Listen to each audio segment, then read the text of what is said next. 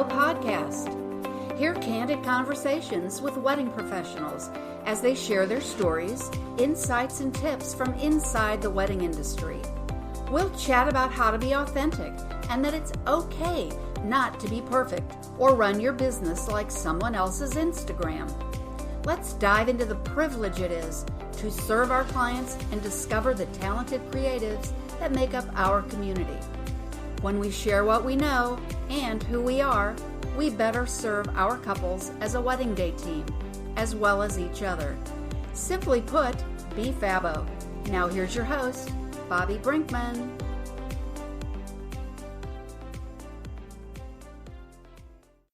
From dance club owner to radio DJ to one of the premier DJ companies in South Georgia. Join us as Jeff Wells, owner of Shockwave Entertainment, shares his point of view on providing the wow factor for you and your guest. Hey everybody, thanks for joining us today. I'm super excited to have my good friend Jeff Wells from Shockwave Entertainment. He provides music and memories for so many couples in our region. And again, Jeff, thanks for joining us today and sharing your expertise and a little bit about the entertainment industry. We're really glad to have you here. Thanks a lot, Bobby. Thanks for having us. We appreciate it. So tell our listeners a little bit about how Jeff Wells came about, how he found himself into the wedding industry, and why he started Shockwave Entertainment. Well, way back in 1995, Bobby, I started working as a DJ for a radio station back up in Illinois. And that on-air DJ turned into mobile DJ as a business that they had. I took off and I realized that being a mobile DJ was something more that I really I loved doing rather than being on air. So from that, I took off and I opened a dance club where I enjoyed teaching some line dancing and doing a little bit of DJing on the weekends and having a great time with the group. From there, we took into DJing some parties, some weddings, and once I got going with the weddings, I realized that weddings was something that I really wanted to focus on. Love getting out and meeting new people and hearing the stories of the brides and grooms. So weddings is what my niche is, and where I like to pretty much spend most of my time at our events is pretty much the weddings. And I can tell your listeners that Jeff is one of the elite DJs, entertainment, and I stress the word entertainment for his personality and what he and his team brings to each wedding. And like he said, he really gets to know his couples, and he tailor the whole entertainment experience. He tailors it around what you are as a couple, what your guests are, and he really makes it a fun environment. So, listeners, when we get towards the end here, definitely make sure you jot down the information about Jeff. So we're glad you're in the industry. You're a great asset to the industry. Tell us, in going through the process, when a couple calls you, how far in advance do they need to contact Shockwave? And then take us through the process of what it's like to book you. Well, Bobby, it seems like things have changed the last few years, but, I think most bride and grooms try to at least book us within about a year in advance. And honestly, we are booking a year in advance. Matter of fact, I've got a wedding that I've already booked into 2021. So,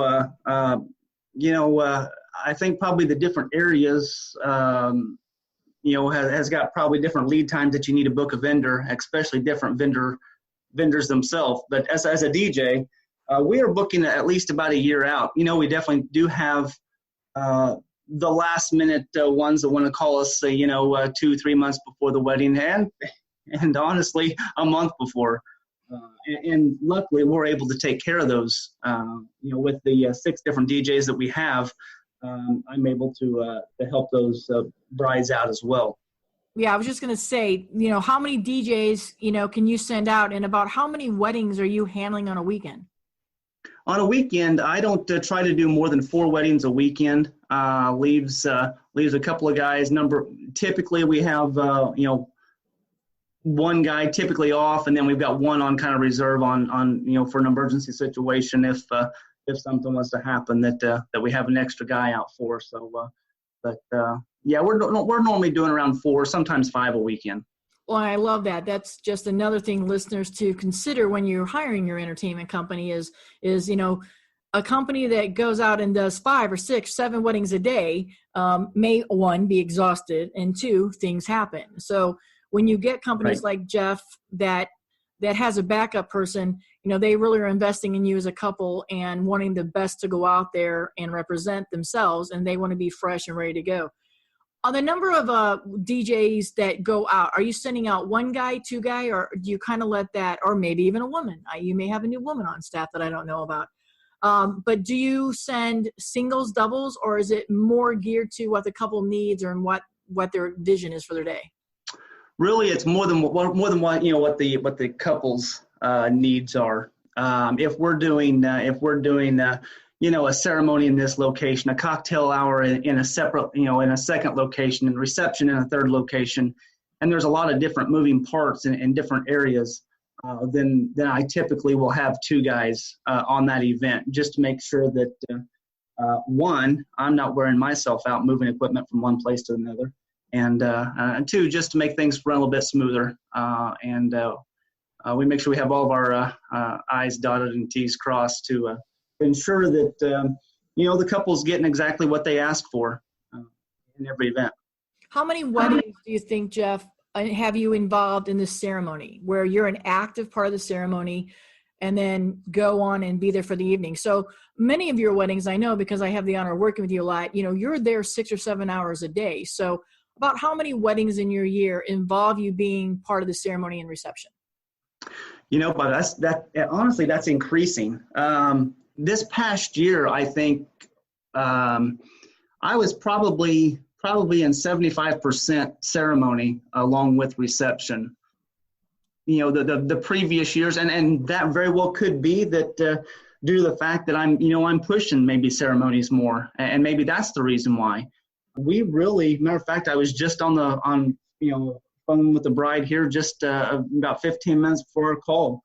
And, again, they're wanting us to be a part of the ceremony as well. So, it's, and I think, Bobby, I think we're just pushing it more, to be quite honest, but we're involved in quite a few, although I always do try to stress to the brides that although it is easier for them just to hire, us to do it as well, it's more elegant if we have like live music or something like that playing for the ceremony, whether it be a violin or harp or something like that. How important do you think it is that the experience that you offer to your clients would involve ceremony? It's like a seamless transition, and then I think it adds so much to where you can customize it. So are you able to customize a ceremony the same way you customize reception?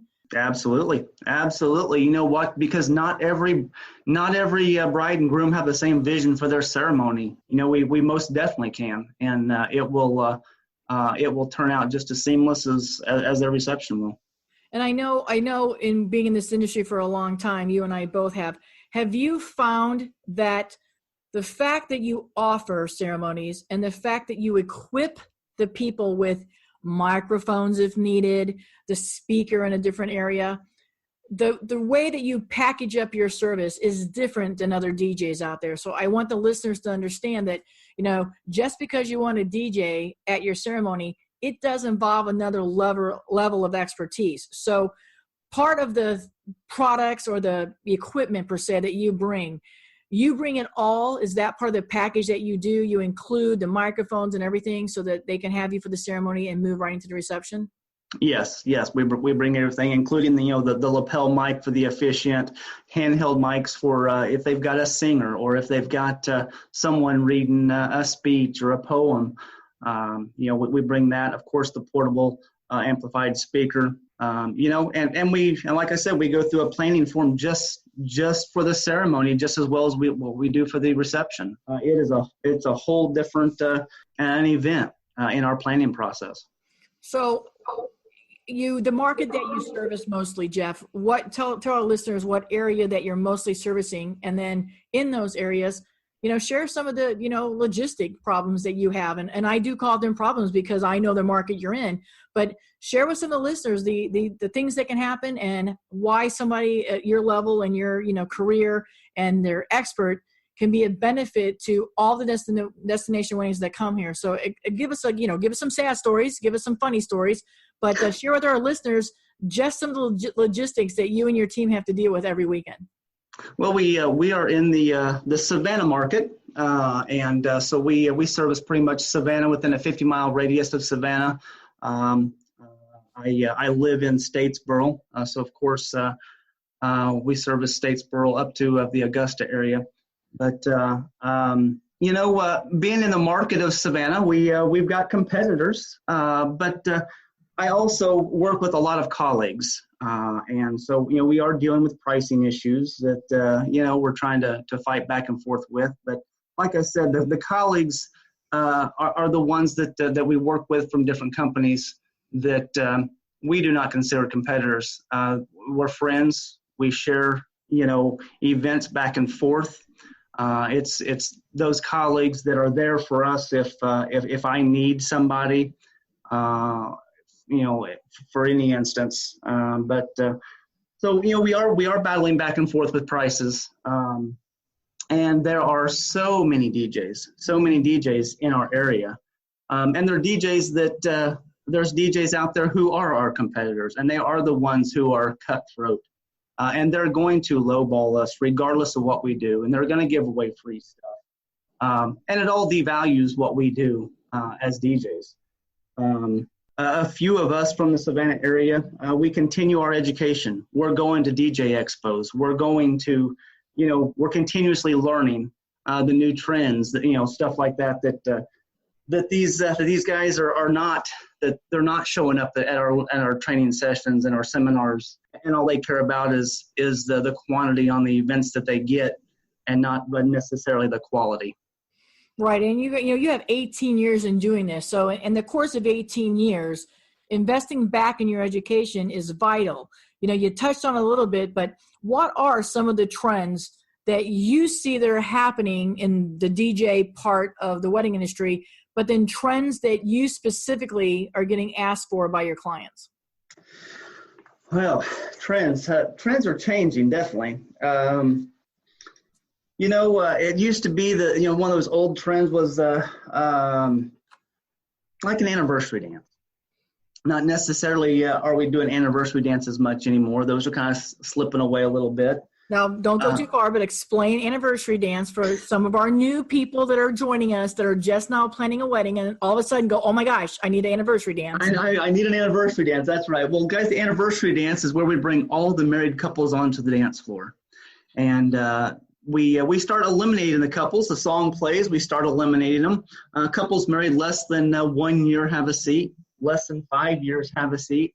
We work our way up and we find out who the longest married couple is on the dance floor. So a lot of times we'll have that longest married couple to give a few words of advice on marriage. And maybe the bride and groom may have maybe a bouquet of flowers to give to them, or a special gift to give to them as acknowledging them as the longest married couple. How often are you finding that these are the great-grandparents and the grandparents? I know it's one of the things that I love. Full disclosure, I know there's some vendors that think it's a time killer, but again, weddings are emotional, and I think this is one of the emotions that is great. It pays respect to your elders. It respects your guests, and hey, it respects marriage and the institution of how long these people have been together. So, how many times do you have to actually say, do you want an anniversary dance, or are people asking you to include that? People ask me to include it a lot of times, but it is something that I do mention in one of our, in one of our meetings. I'll ask them if they're interested in doing an anniversary dance, and if they're familiar with what it is. But anniversary dance is, like I said, it's one that we're doing,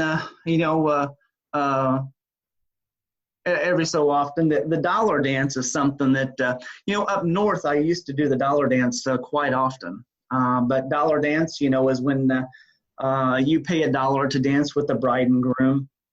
And we try to rack up as much money in dollar bills as we can for the couple. Of course, I always try to encourage, not only do they accept, dollar bills, but they'll take 5s, 10s, 20s as well.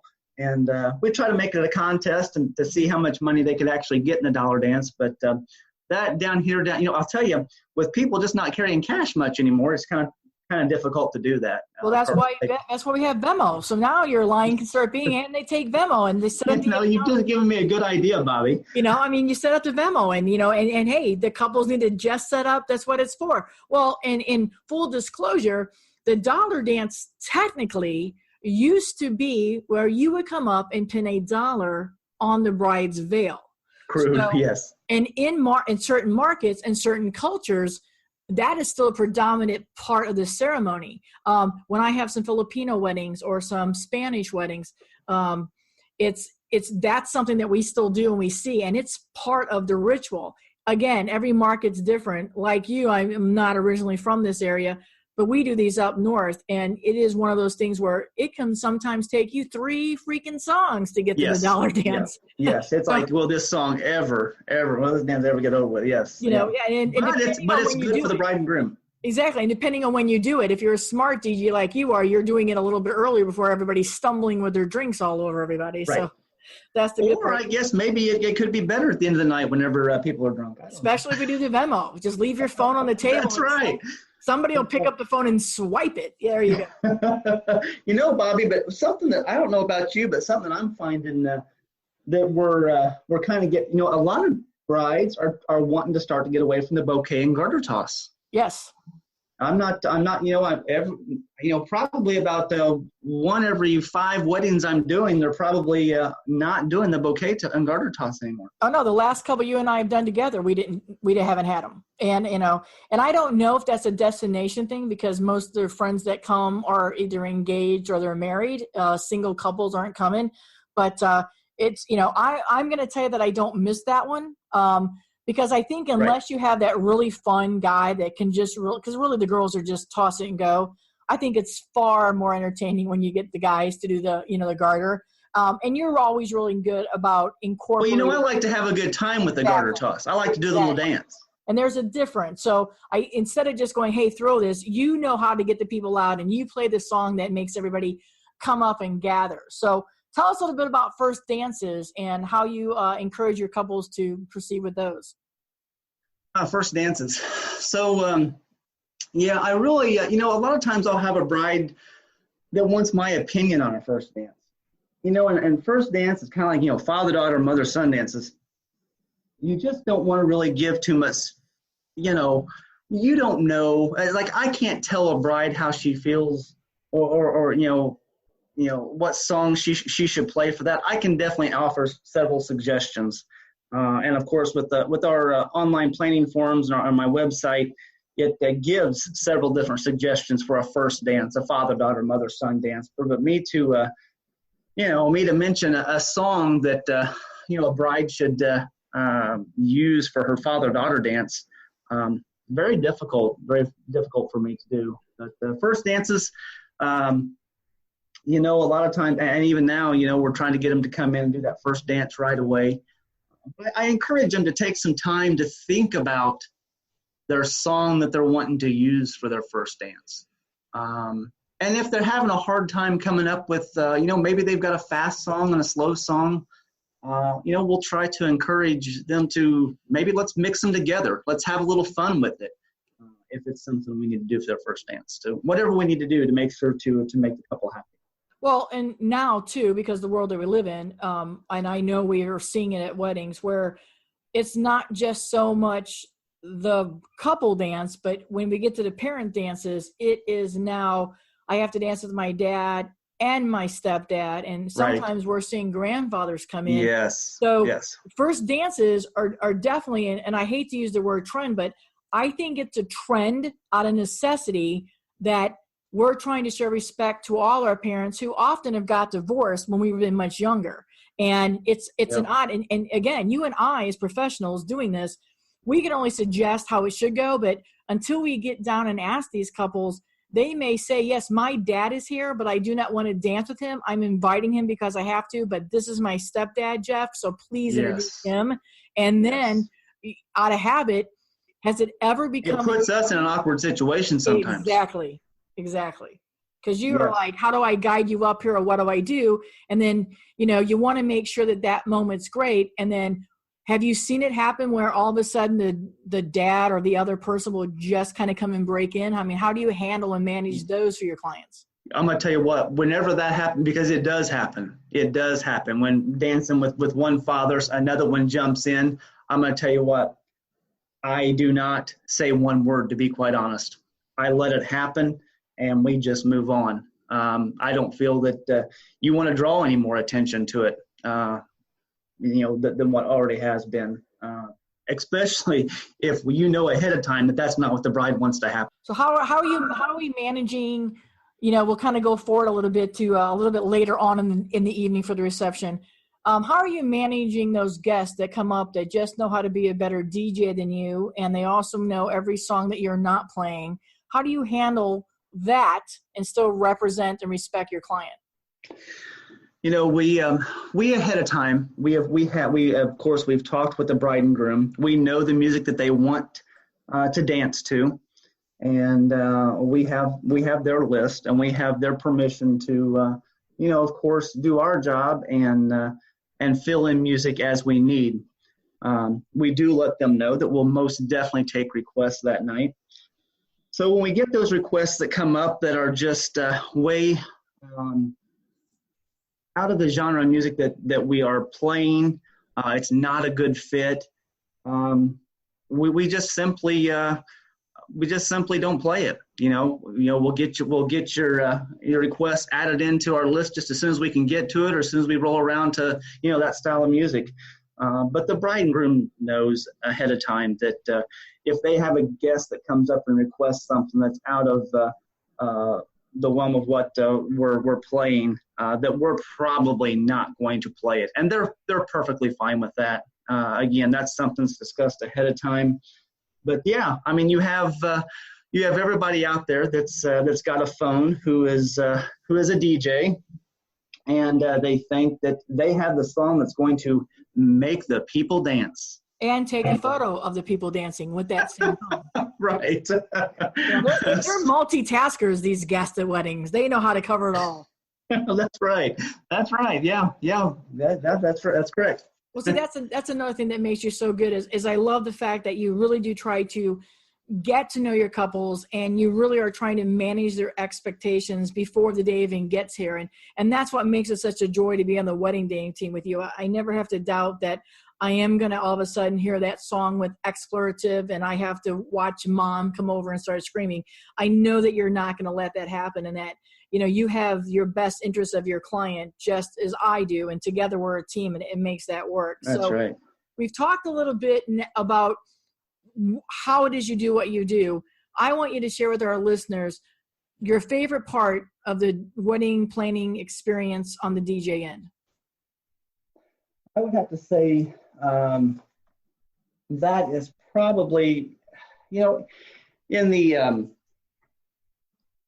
favorite part. Honestly, meeting with the clients, sitting down at a meeting with them, hearing what they want their special day to be like, hearing what they envision their fairy tale wedding being. And then when you come back with a response and saying, hey, why don't we do this? We can do this. And seeing their tears just, come to their eyes is just, when you are making one of the most memorable days of their lives come true. I mean, that's what it's all about. And that's why I love, what we do. Music is part of all of our lives. And so every time you hear a song, good or bad, it strikes an emotion. And I can watch couples at a wedding more so than you, because I'm usually on the dance floor, and a certain song comes on, especially if you do a slow song, the number of people that get up and go, oh, that was our wedding song. So right. it brings back that emotion. Like photography takes you back to a spot that you recall, and then music does the same thing. I hear a song and I remember what we did when we did that. So, exactly. that part is always great. So then when they come to you for a consultation, Jeff, what are some of the things they're asking for? Or what are they asking you as a DJ, saying, can you do this? Can you do that? Or are they just saying to you, we just want our people to party. What do you do? basically that's what it is. There might be a few questions in the consultation of, because they've never hired a DJ before. They don't know what to, they don't know what to look for when they're hiring a DJ. But for the most part, it's, we just want to make sure that our guests have a great time, and we don't want to have to worry about anything. And we went to XYZ's wedding and the music was horrible. Don't be that guy. That's right. Exactly. That's right. Yes. Exactly. Yep. They're not looking for, they're not looking for the DJ that's on the mic all night long and constantly, making jokes and they just want their people to dance and have a great time.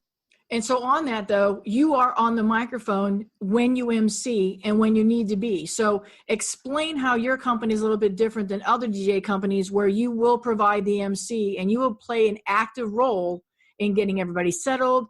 And you're actually guiding us for the whole day. I stress how important having a DJ and entertainment company is, and to invest strongly in it, because you guys are there for over half of the wedding sometimes, and you're a big part of the day. So explain how the way that you go about offering MC services is different than other companies. Well, first off, we've got to start out with a good plan and having a good timeline starting out, from the very beginning. And basically, we just, we follow that. And if a first dance, if we know that first dance is getting ready to come up in about 5 or 10 minutes, we're going to go ahead and let the guests know, ladies and gentlemen, please have a seat. We got our first dance going to be starting here in about 5 minutes. So we make sure that all the guests know what's about to happen before it happens. That way we don't have anybody area when, say, that first dance does take place. Exactly. Yeah. Exactly. So any other services that you offer? Uplighting, spotlighting, those dreaded red and green measle lights that every photographer hates, but we love you anyway. So what else do you offer for your clients when they come to Shockwave? Well, now, Bobby, I don't offer those dreaded dotted spotlights. You know what? I did have photographers in mind when I kind of switched my lighting a year or so ago, and it's not necessarily those spots that's going to be on the bride's dress that the photographers do hate. That they sometimes have to Photoshop out. I do have the floodlights that's going to kind of shine the flood of light to create that dancing atmosphere now. But yeah, we've got uplighting. LED uplighting has a little bit more elegance to the area. We do the custom monogram, the bride's and groom's names or initials that we can project onto the dance floor or onto the wall. And we also now offer the motion monograms that are really neat. Not a whole lot of companies are offering them in the area just as of yet, but we offer those. They look really great. We also can do the mirror photo booth. We also offer, like I said, the mirror photo booth. And dance floor. We have dance floor rental as well. See, that's another reason I love you is the fact that you said yourself, you took into consideration how what's a service you would offer would affect somebody else doing their job. I love uplighting. I love all of that. I can tell you solely the only time I really, and thank heaven, I do not have to do this often, because I have to respect that these couples bought from you a lighting package. So I have to respect that they paid you for something. But I can't tell you ever when the red and green measle Christmas lights look good on anybody's face. Even in a bar mitzvah, I don't know how that fits in. But, so I applaud you for always thinking of us. So now tell us some of the hardest parts about being a wedding industry owner. Probably, I love working with several different types of vendors. But, sometimes you just, when other vendors, I guess maybe I expect a little bit more teamwork, maybe I should say, from some vendors. And it's nothing worse than going to a wedding and you've got a wedding planner that we're working with, and you find her sitting off over into the corner while the couple's getting ready to do a cake cutting. The couple's not for sure what to do for a cake cutting. The wedding planner's in the corner on her phone. So honestly, it's just, I struggle sometimes just that maybe not every company wants to give 110% into these couples' weddings days. And it's just, sometimes it's mind-boggling on what they're in the profession for. Oh, I agree. 100%, because, how many times, and I will speak to just the photographers. How many times do the photographers come in, set the gear down on your table and say, I got to be out here by 8 o'clock. You cram everything in, which Right. is disrespectful to your services, disrespectful to the couple. And I don't know how you can be done at that point. There are plenty of times I no longer stay anymore till the very end, for the simple fact that we have cell phones now. And Right. if you're gonna run for an office, I think we've all learned that in the last couple of years. If you're gonna run for an office or anything political, make sure that cell phone photo is not going to be of you doing the naked dance on the table at a wedding. Right. So you can cover that with a camera. I'm not going to sit and do that with my camera. So if a guest want to do that, so my days of leaving a little bit earlier, but I'm never leaving before dinner, and I'm never leaving until I talk to you and see what else we can do. So I'm right there with you.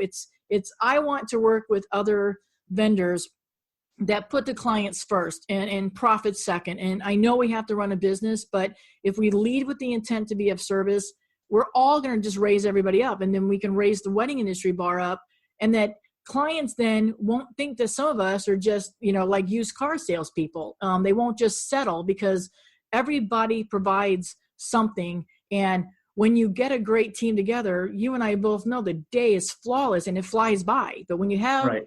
vendors that you're like, where are you? Where are you? It makes it hard. And, again, one of the other things that make you so fabulous is you say to me, and I know you do to other photographers too, is this, let's go over the timeline again. Let's see, because you also respect that most of the time we're coming back into the reception and we've been going for 8 or 9 hours already. We need to have that bathroom break, or we need to just get a drink of water. You're not going to go cramming something on or make an announcement that we're not in the room on. You always check. No, we always make sure that the photographer, the videographer is always around whenever we get ready to do, the first dance, father-daughter. Anything that we get ready to do, we make sure the photographer, the videographer is there before we do it.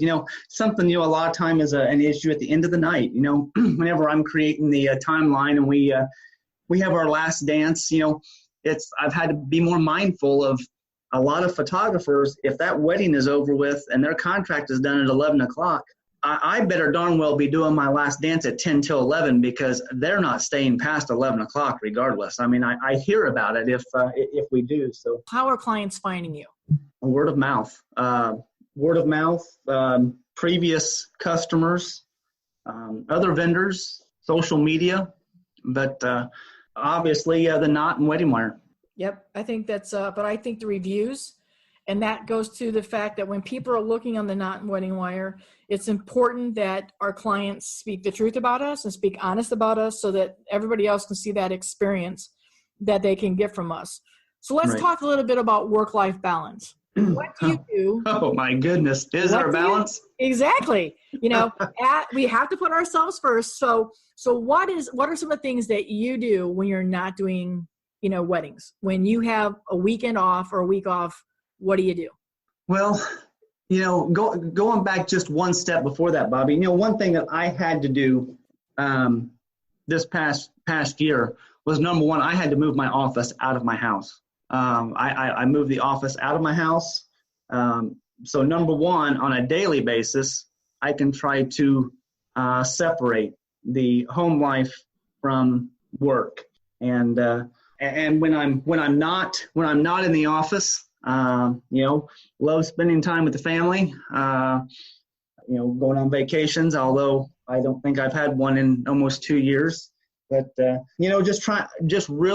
I still find myself, I still find myself on the phone at night. If I've got an email that comes in, I'm not in the office, but I feel the need that I have got to respond to that bride, because I know that if I'm not responding to her right away, that the next company is. And so it is kind of a struggle trying to separate, the work away from the personal. Do you think that's a generational thing, that this generation just thinks, hey, it's 10 o'clock in the evening, I'm going to send you a text or I'm going to send you an email, and they expect a reply back? Expect it.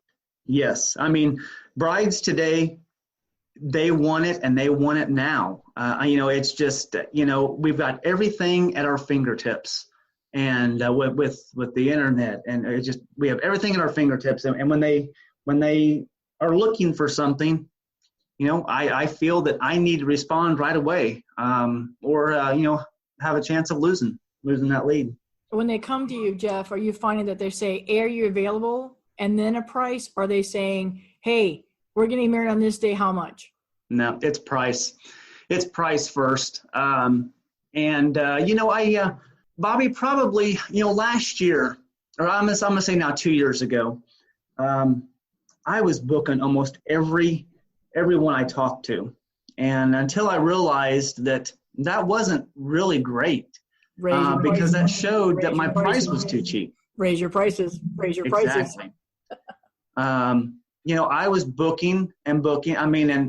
But what I was doing was, again, thinking about other vendors. I was so cheap that I was under all of the rest of the, fabulous DJs in our area. So when I brought myself back up a little bit more in line with some of the others, then that slowed down, and I started losing some. And that's okay. I understand that not every bride has got the budget, for a wedding DJ. But we are going to do our best to work with, the budget that most of the brides have. I understand weddings are expensive, and, a bride deserves, the very best on her wedding day. Keeping it real in business, we've got to stick to our prices. Well, and again, it goes back to educating the couple. There's been plenty of times that right. I have flipped it on my clients, that, hey, especially if they come to me and say, "Oh, it's a Friday or a Sunday wedding." There's been plenty of times that I'm just overly honest, and I say, "Hey, that's great. So on Friday, do you get less pay?" Exactly. Or on Sunday, it's the opposite. If your company's calling you to come in on Sunday, in most states, you're getting time and a half. So it's, once you flip it and you put it back to them, but you do it in a professional manner, they do kind of think it. But yes. When I let them know that, I'm not going to give you any less right. of a wedding reception on a Friday than what I'm going to give you on a Saturday. I'm going to work just as hard for you on a Friday as I do a Saturday. Right. And probably it does kind of bring it back real to to the price. Right. And that's how it is. And we have to value ourselves. We always tell customers, and couples, "Hey, I need you to value and respect me." And the way to do that is to educate. And the way to do that is by putting a price out there that reflects what we believe ourselves in. There's an old adage that used to go around in the wedding industry, and, I date myself a little bit, but it used to be like, "I'm too expensive. I could not afford myself." And for a long time, I kind of thought, okay, that's great. But like you, I believe everybody deserves to have their wedding photographed. And long before cell phones came along. And now you have a cell phone, but we all know that, things happen and those can get lost. But like you, I do my best to work, but I always have to say, you're talking to somebody who has a lot of experience. I can handle a lot of your hiccups. And I'm still going to offer you photography no matter the price point that we come to. I'm still going to be me. I'm not going to work 80% because I'm giving you a 20% discount. That's right. So, we have to value ourselves, and we can't worry so much about, well, I'm sorry that, DJ XYZ is charging that or throwing that in. You called me. There was something about me that you saw. And so here at Shockwave, this is what we offer. Oh, and hey, you know what? Lots of times you get you.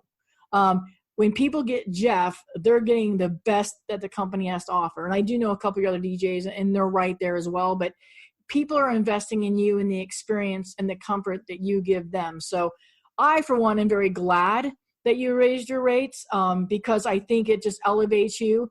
And no is not a bad word in being an entrepreneur. We have to learn how to say no so that we can say yes to other things. So, I applaud you for that.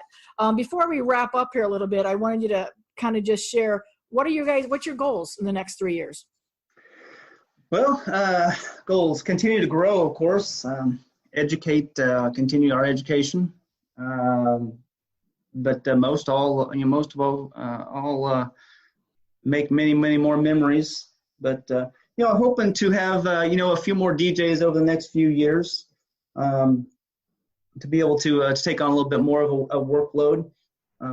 Maybe I'll get lucky and be able to pass some of the responsibilities that I've got now off onto to somebody else, and maybe lighten my load up a little bit.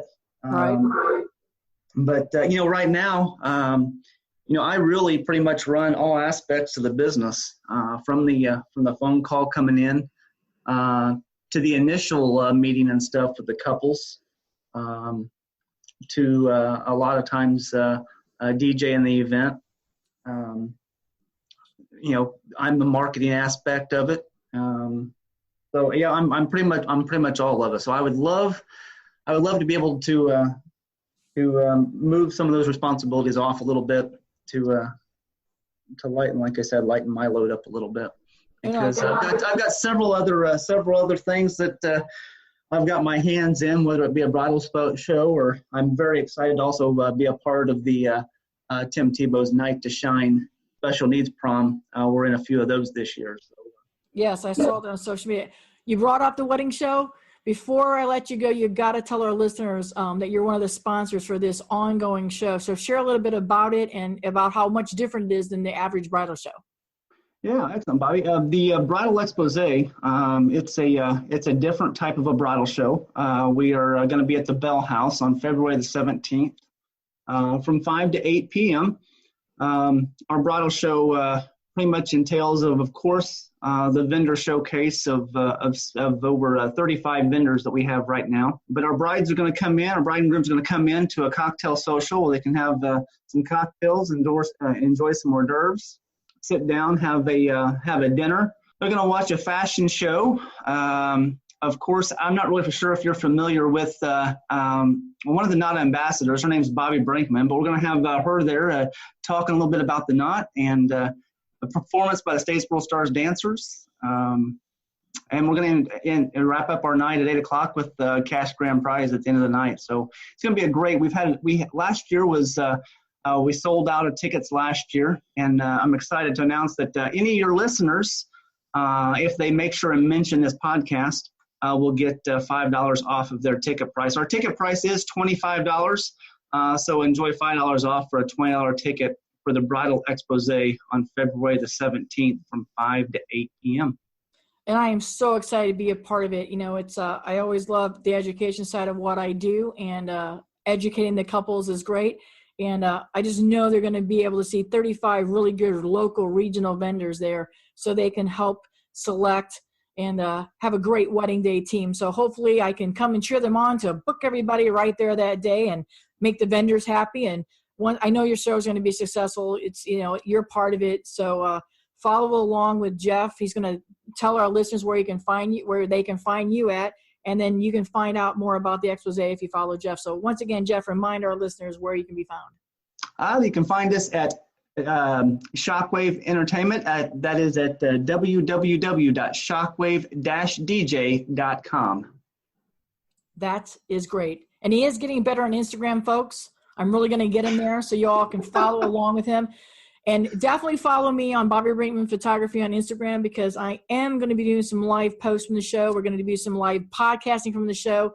But we're going to have some live video coming on Instagram. Just want to share the experience with our listeners, and we're going to come back and have an episode that talks a little bit about this bridal show. We're going to hear from some of the couples that showed up and some of the vendors that are there, and just help you all get a little bit better feel on the different types of wedding shows that are out there. So once again, Jeff, thank you so much for taking your time today. I will see you shortly in a few weeks at your bridal show. Listeners, this has been a great episode, hearing from one of the best DJs in the industry. I'm not too proud to say I also call him my friend. He's a great soul and a great person. So Shockwave Entertainment needs to be on your list. And of course, you won't go wrong, because he will treat you right. So thanks again, Jeff, for joining us, and I will talk to you all soon. Till then, be fabo. Thanks for joining us. We hope these conversations will take you into your wedding weekend with a little more confidence, proud of what you do, and how you serve your clients. Maybe you even picked up a business tip or two. Till next time, be Fabo.